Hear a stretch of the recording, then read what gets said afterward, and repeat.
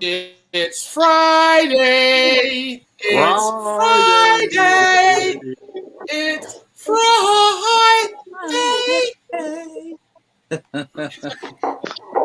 Friday. How's it going, guys? Going great. It was going good till you started singing. My ears are bleeding. Hang on, I gotta go get a Q-tip. Well, I didn't know they made them that big. I didn't know they made them that big. How's everybody doing this Friday evening? Wonderful. I'm tired. Jeff? Doing great, man. Listen, we're going to start with you, Jeff. We're going to start with you. What's going on, baby? Everything is great, man. This is what I was saying earlier. This week went by fast. I was glad of it. The weekend's upon us. Got pretty good weather this week. A little bit of rain, but not cold at least. And look forward to it. Get out and do a few things. I went walking yesterday, about killed me. It's the first time I did a real long walk for a while. And I got back home, I was so sore. I hadn't done it in like 2 or 3 months because it's been so cold. Here, that was something like that, bad weather. What do you call cold? Well, 30s for highs and snow on the ground. Okay. But normally, what I was going to ask him what he called a walk. I walk about 3 or 4 miles a day in the outdoors when the weather's favorable, but it hasn't been like 2 or 3 months. So I've been going to the local mall, which, of course, it's climate control, but it's not the same. Right. You outdoors, you're going up in Lynchburg, you're going up and down hills. Right. Okay. Challenging. In the mall, it's just all flat level and 72 degrees. Well, you can always climb the stairs to the food court, Jeff. Come on, man. We got a single level mall. It's spread out. It's not double level, which it was. It's got some of the stores have got 2 or 3 levels, but the main mall itself, it's all one level. Okay, cool. So you were able to stop doing that and go and do some outdoor walking, is what you're telling us? Yeah, I did the first time yesterday. I did 3 miles, and we got a bunch of trails in Lynchburg. You can go on hiking trails, and it's beautiful surroundings and all. But they're challenging. They make them like that, so I guess to stay in shape. But if you go 2 or 3 months and don't do it, all of a sudden get back on. Feel it. I felt my lower back got really sore. But once I got home, thinking winter is over? I'm sorry, what was that? Are you thinking that winter is over? I think the worst for us is behind us. We might get. They already said the next 2 weeks is going to be above average on the East Coast, and generally after the 15th of March, our snow is done with down here. You'll get a big snowstorm. It's going to happen the 15th of March or earlier. After that, you can forget it. It's pretty much done. We'll be cutting grass in a couple of weeks, probably here in Lynchburg.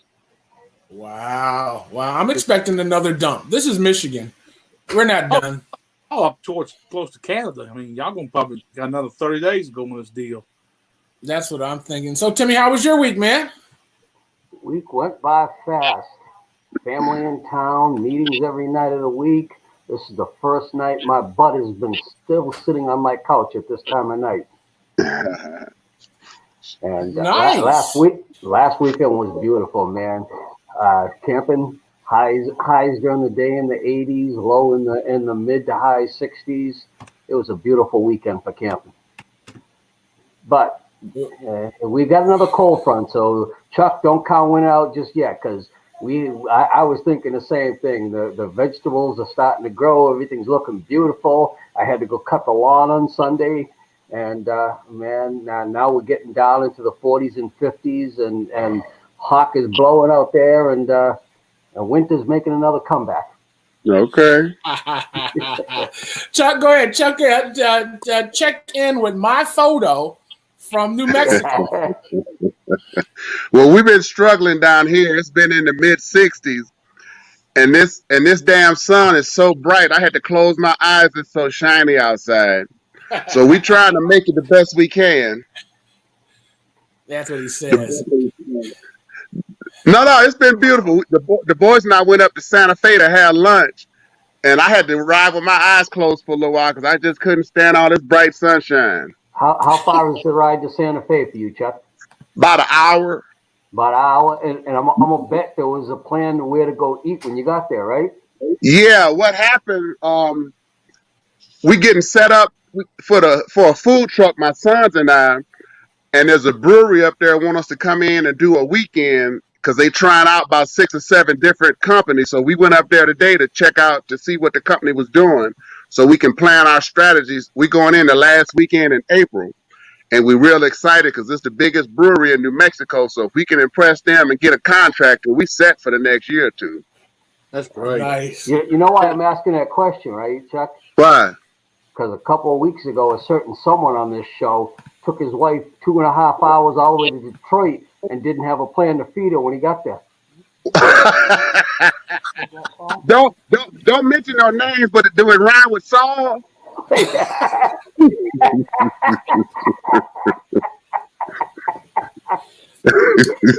In my defense, it wasn't 2 hours. It was 5 hours. It wasn't Detroit. It was Chicago.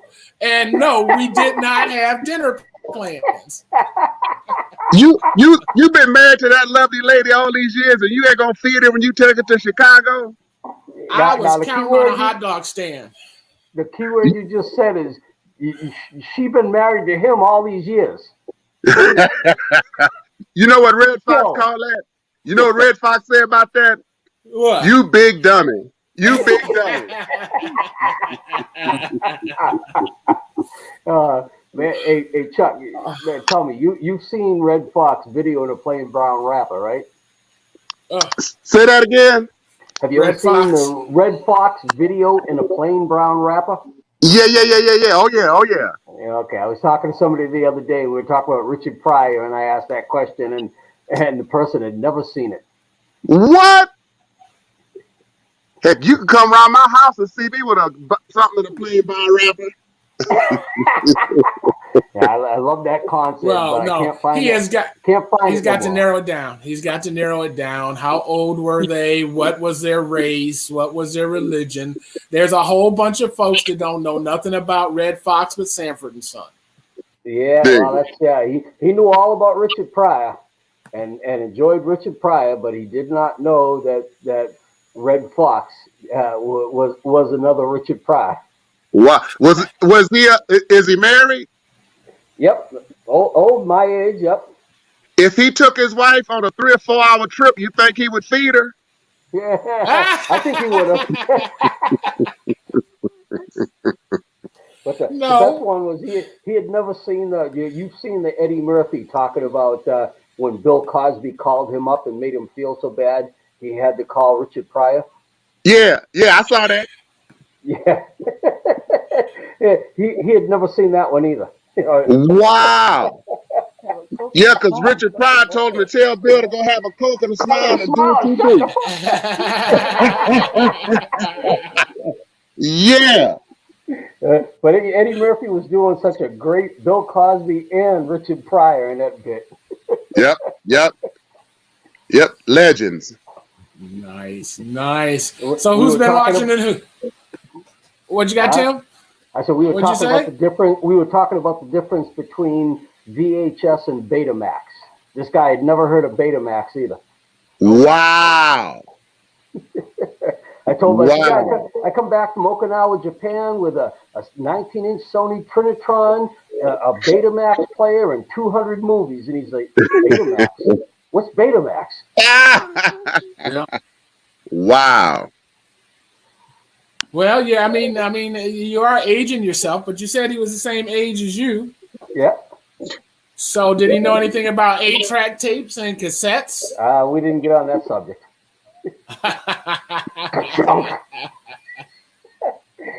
I know you got to remember that, Chuck, cruising through the neighborhood with the windows rolled down and an 8-track jamming, and all of a sudden, ka-chunk.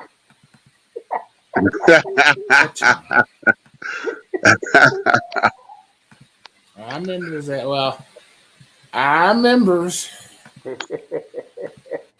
So who's been watching the news? What's going on? Is the world still out there? Yeah, it's still out there. I finally broke down and sat down and watched a little bit of it today, and apparently the most interesting to Americans, average Americans, news came while we was asleep last night. They actually read every line of that $1.9 trillion spending bill. I heard about that. I saw that. Yeah, but it happened while we were all asleep. Yeah. 600 pages. 623 pages of it. Man. Tonight, while we're all out getting drunk and not paying attention, they're going to offer, I think they said there's approximately 100 amendments. Yeah, I've heard that too. Yeah, we'll be voted on that till tonight. Before the final vote goes in and goes back to the House for approval for the adjustments. So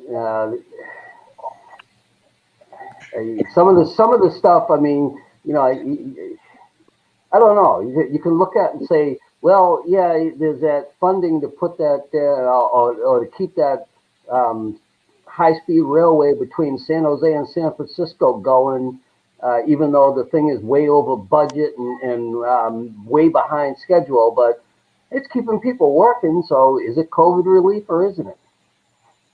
Dig it. Yeah, it's keeping people working. That's a good point, Timmy. I think a lot of that money is going to stuff that's not COVID. Like I think like Illinois and a few states whose state pensions are in big trouble. Yeah, I mean, there's like 300 and I think it was 350 billion or just over 400 billion dollars going to states to bail out their budgets. Yeah. Wow. Which are going to need bailing out because of the effects of COVID. So that makes sense. The problem with it is a lot of these states were already in these financial situations before COVID set in. Exactly. Right. So that's called a blessing in disguise, Timmy. They were already in trouble. The COVID put them in worse trouble. So now the COVID's going to maybe get them back to zero or back to in trouble. There's a lot of people that are saying, no, you bail them out for any direct effect of COVID. But if they were already $200 billion or whatever in the red, you know, like they talk about San Francisco, right? San Francisco is spending money and losing population. So their budget's deep in the red. And this is not due to, well, partially due to COVID, but for the most part, not due to COVID. But we're going to end up bailing out San Francisco because of bad spending. Wow. Listen, we bailed out the car companies. We bailed out Wall Street. Why can't we bail out San Francisco? Okay. We bailed out New York. We bailed out Detroit. Wall Street and the car companies had to pay the federal government back. Back plus interest plus penalty. Government made $52 billion on that deal. Yeah, so why can't we set it up for San Francisco to do the same thing? No, because they're not going to. They can't. They'll never have the money to pay you back. That kind of profit, right? Yeah, they won't. You're right. Now, when I was living in Massachusetts and we had that goofball Dukakis who was trying to become president and put us $1 billion in the red. Michael Dukakis. Right. The only way we could get the money to fix that $1 billion red ink was we had to vote to raise our income tax by 0.95%, state income tax, before anybody would loan us the money, because they said if we just loan you the money at current, you'll never have the money to pay back. So we voted in a temporary, almost 1% increase to borrow $1 billion to pay back, to fix the budget because of what Dukakis did while he was running for president. I thought that was that expressway oversight money. Well, wasn't that construction program? That was much later. The big dig, that was much later. That went $1 billion in cost.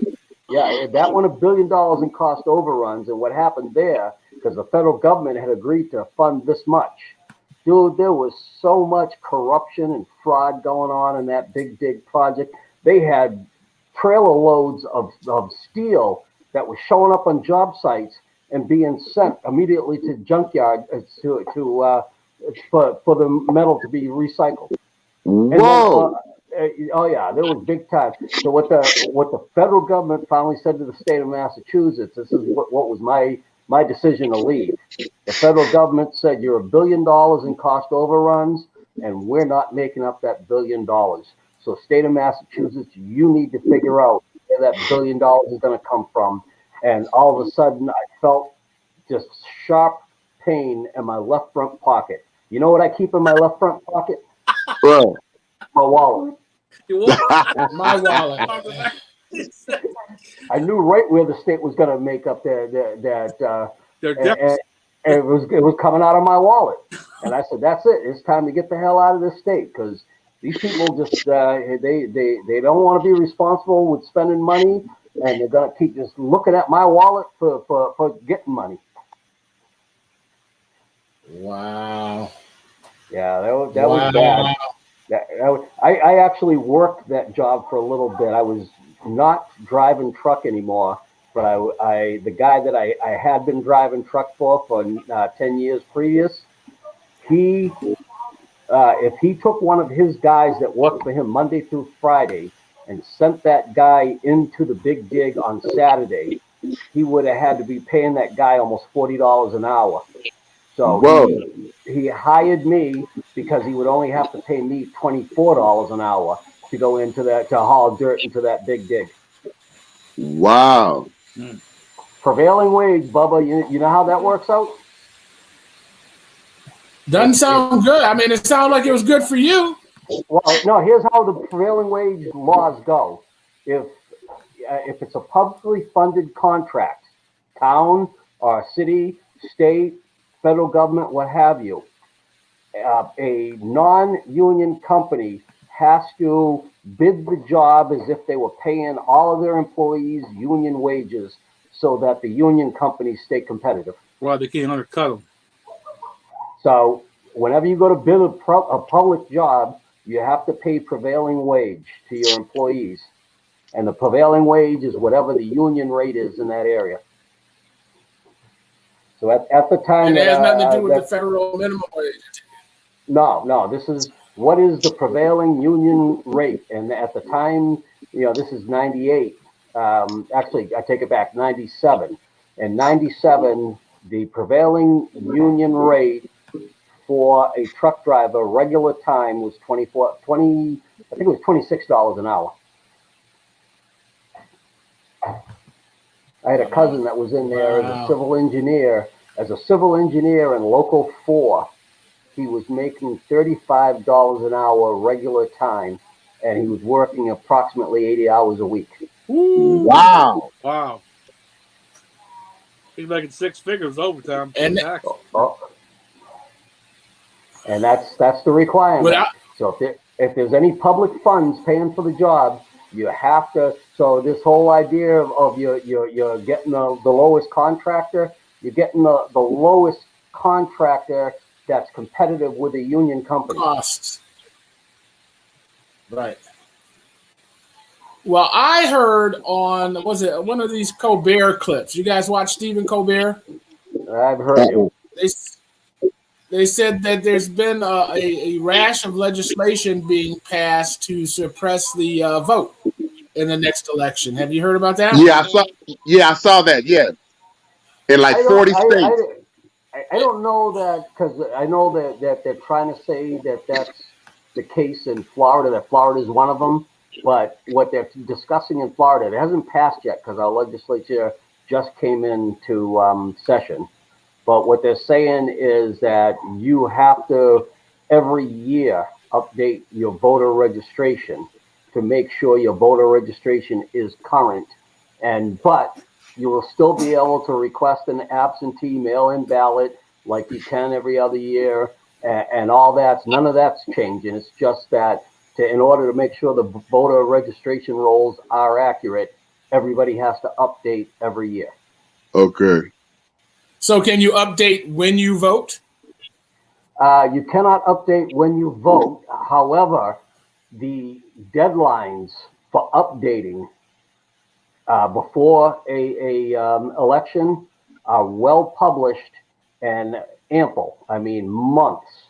So, like, And you can only do it online, right? Nope, nope, not at all. And the thing is nice. that, like, for the primary election in Florida, which was back in last August, they were telling people starting in April that you have until it was like August 8th or something like that to register to vote in the primary. And then after the primary registration deadline ended, they started telling people, and this is the date you need to be registered by in order to be able to vote in the general election. But it was well published, well pushed. Let me ask this question then. I remember all the fraudulent voter statistics from Obama, from Bill Clinton, from all those elections when they were contested, and it was abysmal. I mean, it was minuscule, less than 1.1%. Do you think it's worth putting all this effort into trying to stop those 10 people from voting when there's 20 billion of us voting? Let me ask you this question. Yes. How do you think they arrived at that when the majority of states do not require any form of ID in order to vote?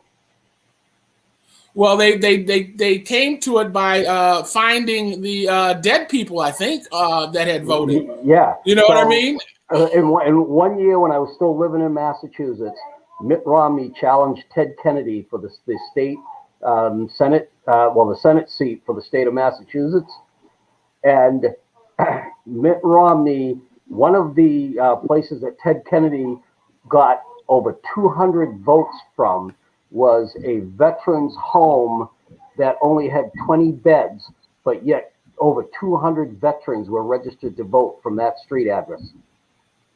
They were dead, right? They were dead. No. There were people that stayed there. They weren't living at that. They may have been alive, but they were not living at that address, which means they weren't legally registered to vote at that address. They were ghosts. So does that mean that some organization garnered that information and pulled it together and used it to vote? I don't know. That's the thing that I have. The problem I have with them trying to say what the real percentage of fraudulent votes is, because I don't know how they're collecting that statistic when so many states do not require picture ID and vote. Like in Florida, you have to have a picture ID to vote. You have to, and they scan, like if it's whether it's a driver's license or a state ID card. Your voting information is encoded on the magnetic strip on the back of it. So well, doesn't your voting information just consist of your name, your address, and your precinct? And your precinct. Well, a precinct is connected with your address. So if everybody just had to show their driver's license, that would solve that problem, wouldn't it? So that's here in Florida. That's what you do. You walk in, and either your driver's license or your state ID card. Yeah. You hand it over to the person. They swipe it, verify that you're in the right precinct and everything's in good standing. But it also goes and checks the database to see if you requested a mail-in ballot.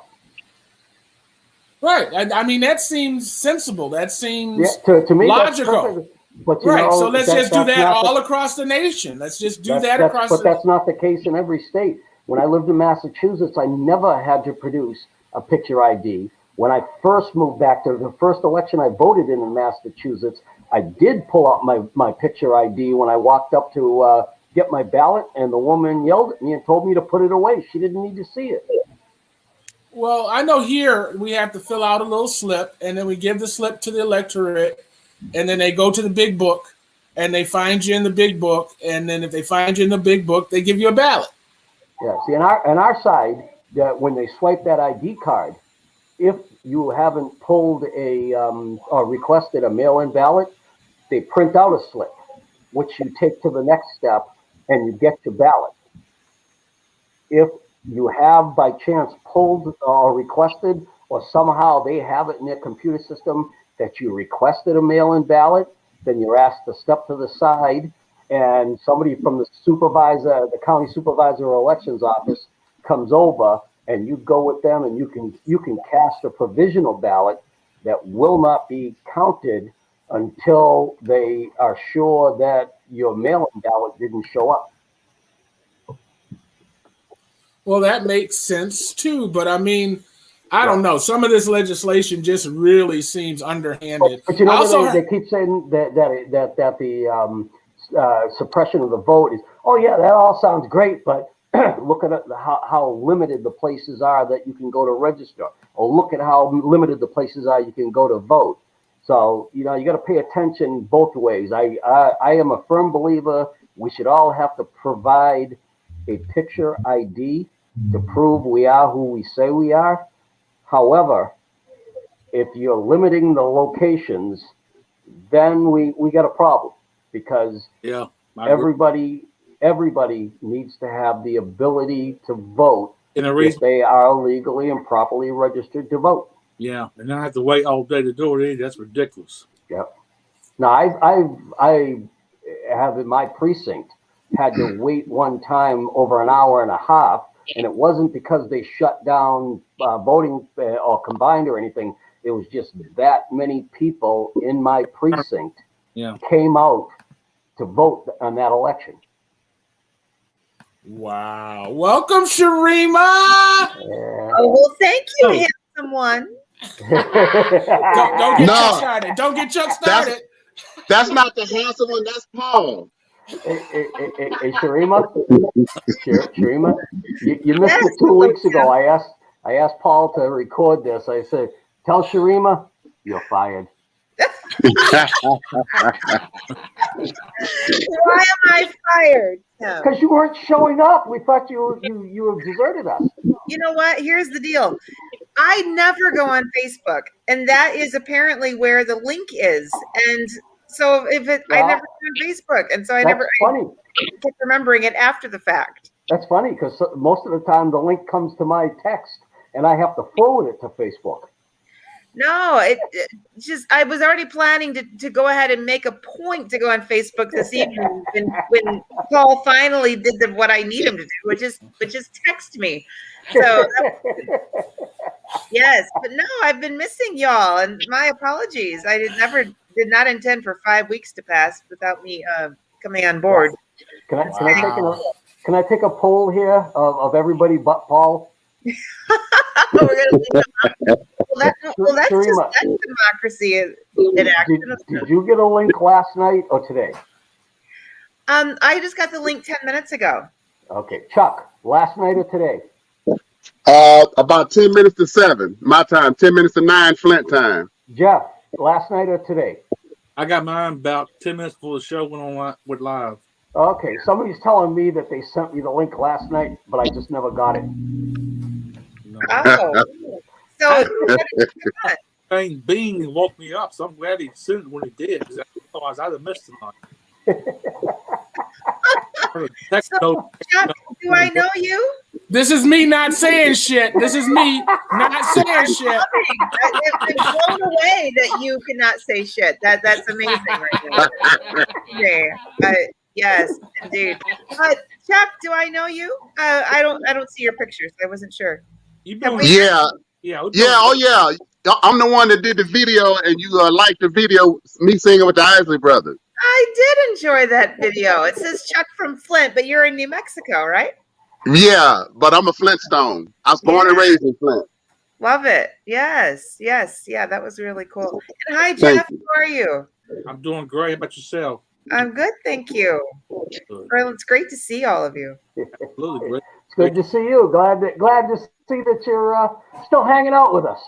I Definitely. am. No, Sharima, really. I want you to notice. I want you to take note that Chuck from Flint has stole my image. He is afraid to come live and show his face. I think it's the warrants that he's wanted for. Wow. I think he's being nice because he doesn't want the Paul to lose the title, the handsome one. That's right. Thank you very much, Tim. Yes. He's going to be too much competition for Paul. I'm glad you can make up a lie for him, Timmy. I'm so glad that you can make up a lie for him. Hey, You ain't ready for this, Jelly. By the way, Paul, I told the story, your bidet story at a meeting today. Oh no! What story is that? My team, we were talking about something off the wall, and somebody mentioned giving somebody a bidet, and I told them the story about how Paul bid on that box and won, and there was a bidet in it, but it was missing pieces, and so he bid on another box, won, and he gets the second box, and it's got the exact same model bidet with the pieces he's missing from the first bidet. Only Paul. Only Paul. So Only Paul. my question is, Paul, did you use the bidet? Oh my God! I'm on it right now. I'm on it right now. The scary part was one of the girls in the meeting didn't know what a bidet was. Wow. So did you tell her this is workspace? I did not have to explain it to her. One of my coworkers explained it to her, and then another one actually pulled out a drop it in your regular toilet bidet adapter and showed her. Okay. I was like, I didn't even know they make these things. Yeah, you could just drop it in your get up, drop it in the toilet seat, and sit down and do your bidet thing. Yep. Oh, jeez. Well, I'm going to have to do something like that. All I keep thinking every time I hear that word is back to that movie Crocodile Dundee. Yes. It's funny. The very first time I had ever seen a bidet, I was traveling. Several of us from Flint had gone to Ghana and Nigeria, and I think it was in Nigeria, at one of the places we were staying, and they had a bidet in our rooms, in the bathroom, of course, and that was very fun. Not only learning about them, but learning about them. Experiencing. That's right. Yes. The women now we've lost Paul. You know where he's at, right? Wow. If you hear water gurgling, you know where it's coming from. Exactly. That's why he went off camera. I am telling you that. Well, I discovered when I turn my camera on, everything gets jiggity jaggedy. So I can only let you look at me briefly. Ready? Thank you. So you're getting jiggity with it? Is that what you're telling me? You're getting jiggity with it, man. I've got this blue light poisoning that keeps my eyes beet red, and if I put on the glasses, I look like a Ray Charles. And I don't. So I'm trying not to look at the blue light, but look at the blue light while I'm directing the show. It's amazingly difficult. What is this blue light poison you're talking about? You're speaking of? I have been sitting too close to my monitors for too long, and they emit a blue light that affects your irises. Yeah. So they told me I had to get like a minimum of 3 feet away from my monitors. I was probably 20. I mean, I was close to. No, I was pretty close. I was at least 3 feet away from them, but now I am maybe 8 feet away from them. Wow.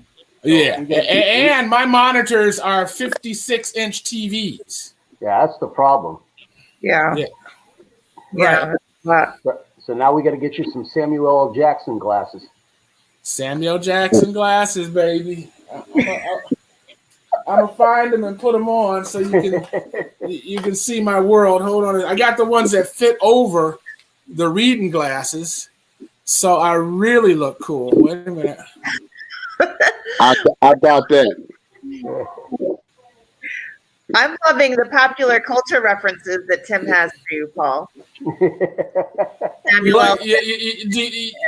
You like that one right there? Nice. Wait a minute. All I see is a black screen. Oh, yeah. I like that picture. Yeah. That's the best one yet. It's tough being as cute as I am. It really is. It's hard. It's I hard. bet it is. You do it so well. You got to have thick skin in this crowd. I think I wear it well. Did anybody watch the Golden Globe Awards? No, I didn't. not. Me neither. Did any of you used to watch them? No, Never. Not really. Okay. I don't watch any of that stuff. But I did read that Jodie Foster won, and I thought, wow, talk about a blast from the past. I haven't seen anything from her in many years. What did Jodie Foster do?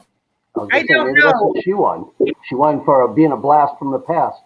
Yeah, pretty much. There was I don't know, the headline I saw. It was actually somebody was saying something against her about it. I don't know. This is why I don't watch this stuff. I keep a drama-free life. And Supporting actress in a motion picture. they're all Golden Globe Award for Best Supporting Actress, Motion Picture. Oh, no, that was that was in '87. That was in '87. probably for the awakening, not the awakening. There's a 2021 mention here, but I think there's a new TV show or Netflix series called Clarice, based on Silence of the Lambs.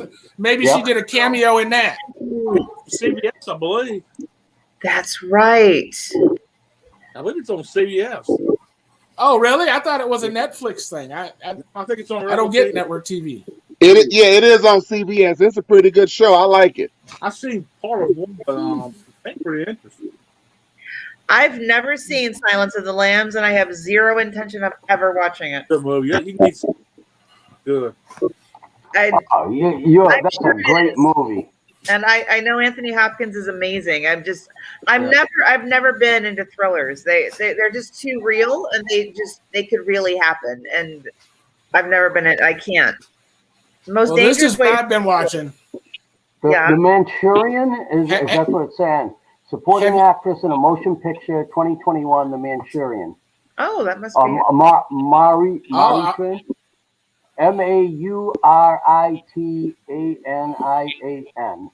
Mauritian. Mauritian, whatever that is. Yeah, Mauritian. Yeah, I'm not sure. Sounds like this is what I have been watching for some dumb reason. It came on one night, and I was laying down to go to sleep, and I couldn't go to sleep. This thing is amazing. It tells a story of kids as young as 4 years old and what they have to do to get to school. So they followed 7, maybe 8 families. No, probably more than that. Maybe 20 families, 3 per show. And none of them had less than a 2.5-hour walk to school. Whoa! Where was this at now? They were all over the world. There were kids from Siberia, kids from Kenya, kids from Nicaragua, kids from Thailand.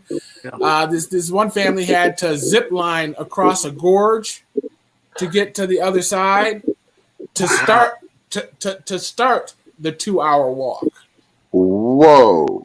My God! Another set of kids had to climb straight up a mountain on tree roots and whatnot to get over the mountain to start their 2-hour walk instead of doing the 4-hour walk without climbing the mountain. Wow! And at the snow day, we have a snow day here, and we have bad weather. They would laugh at that, wouldn't they? Uh-huh.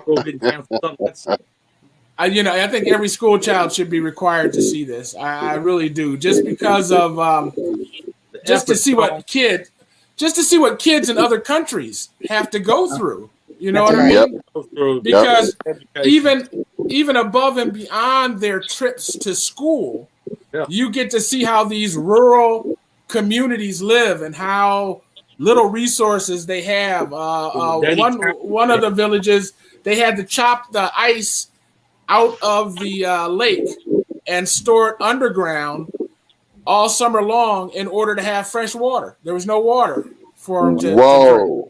Whoa! Oh my goodness! It was amazing, amazing. So if you can get a chance, if you got the Amazon, I thought it was on YouTube, to be honest with you. I didn't know it was Amazon Prime until I just did this search. It's called The Most Dangerous Ways to School. I'm going to look it up this weekend. I'll tell you something else good on Amazon. If you haven't looked at it yet, coming out today is Coming to America 2 is on Amazon. Yeah. Oh, it's funny. Y'all going to love it. It is okay. It's better. Yeah. Sharima, you want to do a watch party? I would love to, sweetie, but I am absolutely writing right now. I have to write. What are you writing? I'm writing my work. Well, that's supposed to be work. What the hell's wrong with you? That's what you do at work, 9 to 5. What the hell is wrong with me is that I woke up and decided one day that I wanted to be a grant writer and had no idea that grant writers never sleep. Wow. Who told you that lie? I got the job description right here. Right, sleep. Right, sleep. Right, sleep. It's right here. Right. And I took a nap at 6:30 to woke up at 7 so that I could write, and then came on here with y'all. No, seriously, I have so many deadlines that it's first quarter. It's first quarter. It's what I do. Somebody's got a TV on. Chuck, are you watching that Gay Girls in Bondage again? No, it just went off.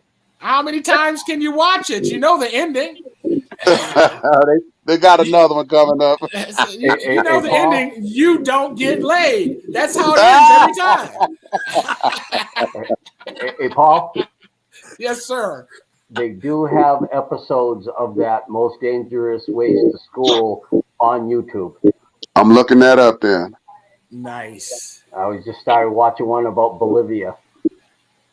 Nice. Well, the Siberian, the one kid that has to walk through the swamp with his backpack over his head. Oh my gosh! Wow. Unbelievable. And the kids are learning a different language at school than their parents speak at home. So they got nobody at home to help them with the new language. As a matter of fact, they're in charge of teaching their parents. Wow.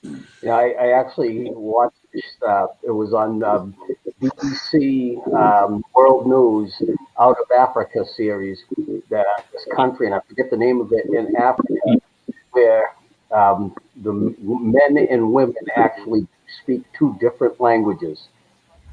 Little boys are allowed to speak the woman's language until a certain age when they are weaned from their mother, and then they have to learn the men's language and forget the woman's language.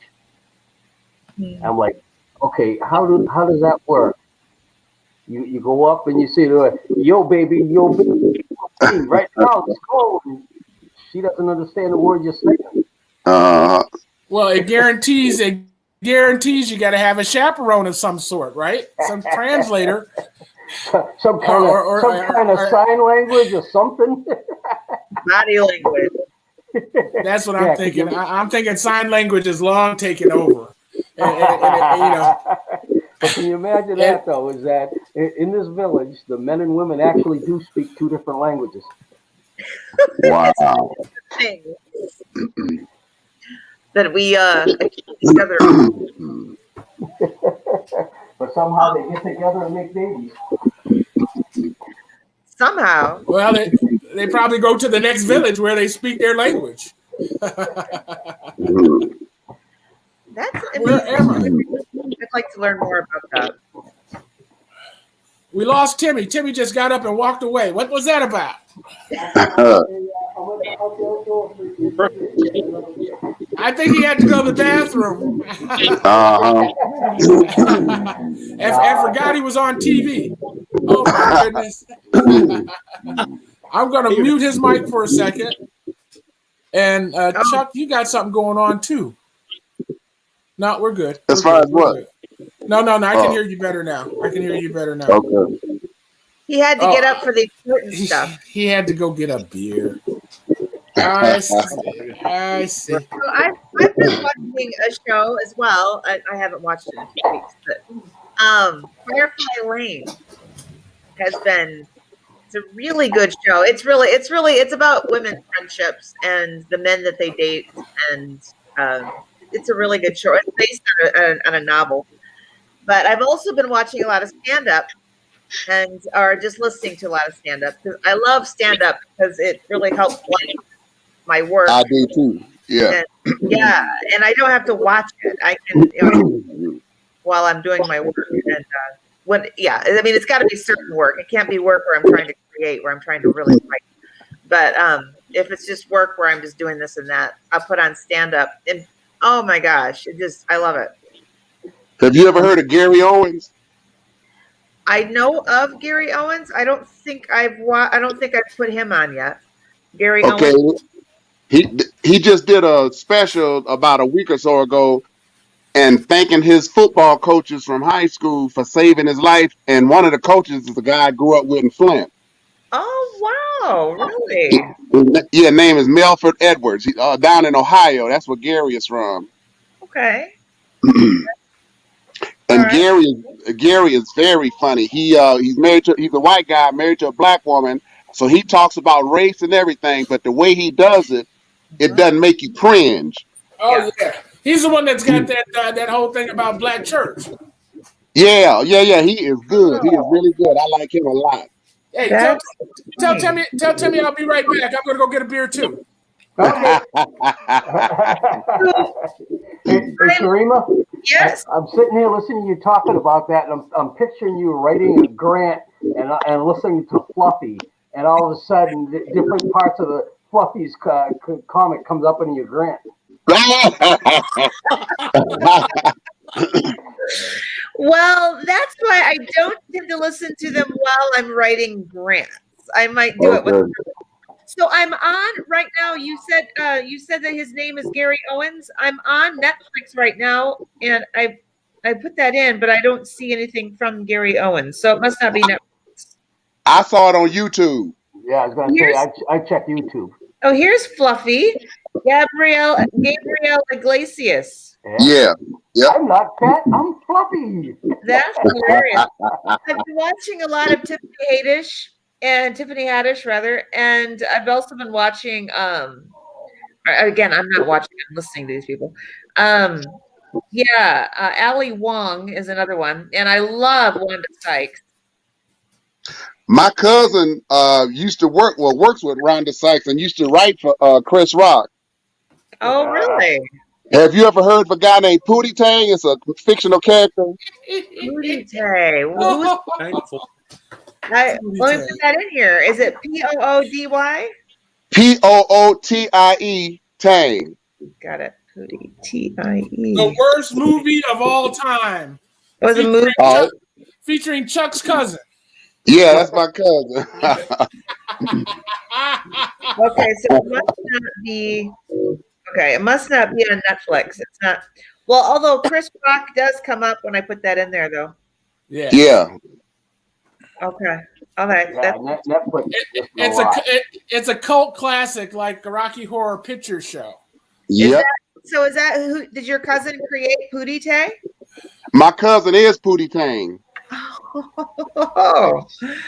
When Chris Rock had a show on HBO, they used to do a bit every show featuring Pootie Tang, and it got so big they ended up making a movie out of it. And Chris Rock is in it.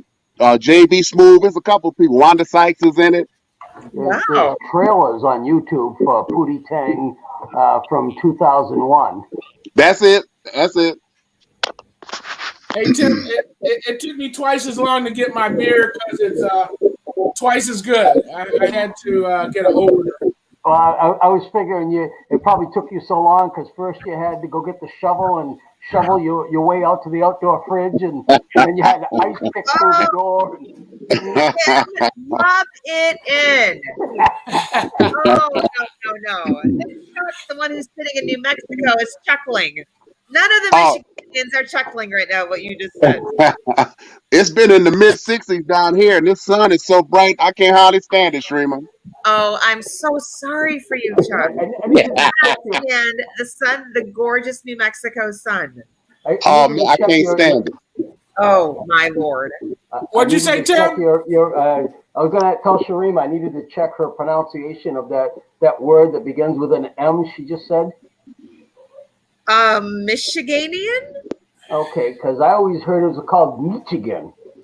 Ah! I'm a Michigan. Yes. That's interesting.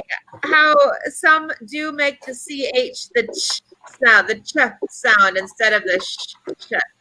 Right. I got a friend that lives down this way now, and that's how he's always referring to his friends back up north and his family back up. Michigan, Meechigan,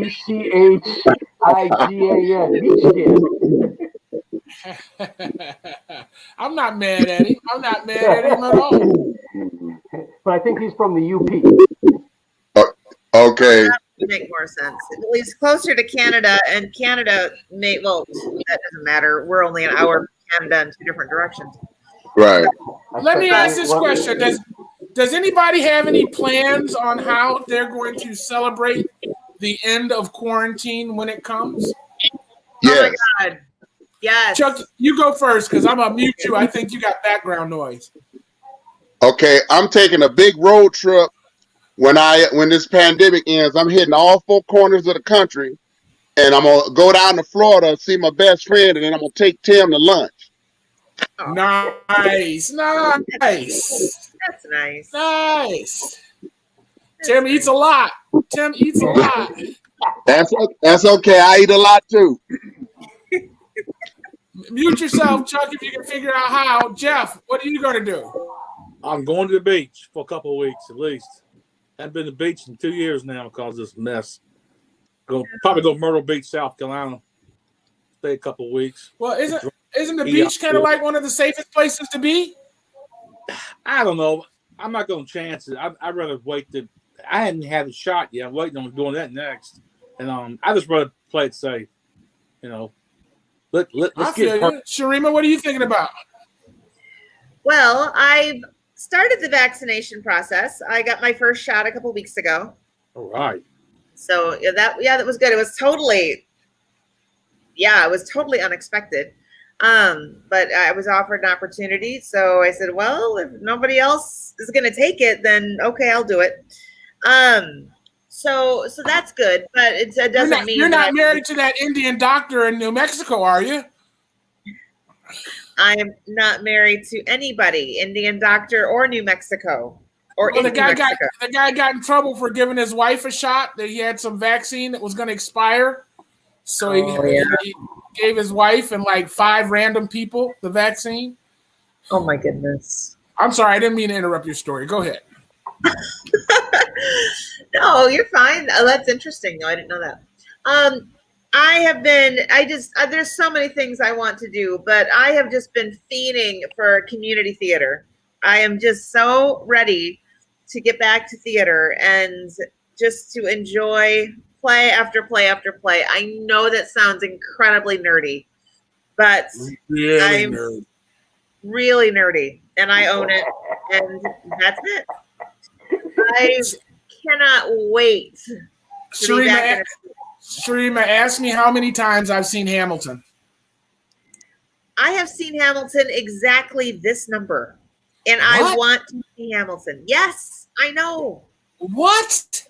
You haven't seen Hamilton? Well, I need you to pay for my ticket, Sugar Daddy. I was going to say I think the best you're gonna get is an invite to Disney Plus, girl. I could do that. I could do that pre-quarantine over. The best you're gonna get is actually an invite over to Paul's house to watch it on Disney Plus. Nope. This girl does not settle. Listen, I've been trying to find some folks to do one of those group watches for weeks. I tried to do it with Marcus down in the Cayman Islands, but his internet access was so chatty, he couldn't even jack in. And then Paul and my brother in Nashville never jacked in, so I sat there waiting for 20 minutes to start this movie that never happened. So I hate you. Well, that's not nice. So 2 questions. What was the movie? What was the movie? I think it was the movie that Marcus worked on in Los Angeles. Assembly Required, or I can't remember. Oh, Assembly what Required is the new Tim Allen and what's his name there from the old show there with Tim the Toolman Taylor and John Carnes. Hot is that Tub. his name? Hot Tub Time Machine black guy. I don't know. You know who I'm talking about? Hot Tub Time Machine? Nope, I've never seen that movie. Oh goodness. Yeah, I don't know what else to say. I didn't see it either. I mean, I didn't see the new one either yet. But I've seen Hamilton at least 12 times. I love. Oh my god. it. I've seen the Vagina Monologues. Shereen, like, count. I will put it on to go to sleep. Music. Chuck said it counted, didn't he? That counts double. You are so cultured. Chuck, there are just so many different ways I could go with the name of that movie. I have, and I've seen it twice because a friend of mine was in it. Phyllis Sykes, remember? Did you see Phyllis in the Flint version? I did not see the very first time I ever saw it was the Flint version, but it was in 2005, and Phyllis may have been in it. I think I met her that year. So I don't know. That one was in the Kiva at U of M Flint. That was the very first time I ever saw the Vagina Monologue. Oh yeah. I don't even know what it is. Oh, you need to go get a book. I don't even know what it is. I just like the title. I know. It's a wonderful thing. You must. If you YouTube them, you'll see different monologues from the Vagina Monologues. It's really amazing. I remember that being up in the billboard when I was going through Tampa to go to work for a few weeks, being advertised at the Straz Theater in downtown Tampa. I love it. Yes, I have seen it in 3 different countries, in fact, in different languages. And Chuck, don't go planning on picking up no women, okay? Just don't. It ain't that kind of thing. That's right. Chuck will be standing outside talking about, talk to me, girl, talk to me.